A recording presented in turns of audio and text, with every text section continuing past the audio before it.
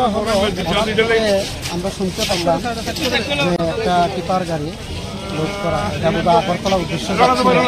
তো এখানে জলবাড়ি রাস্তার মুখে অ্যাক্সিডেন্টের কবলে পড়ে এবং ড্রাইভার আত্ম অবস্থায় ছিল।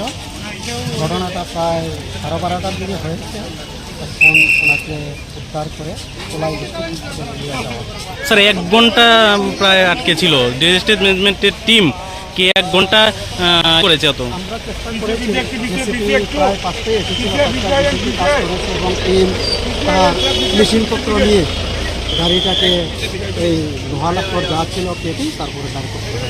বিষয়টা খুব কমপ্লিকেটেড ছিল, যাক তবে অল্পতে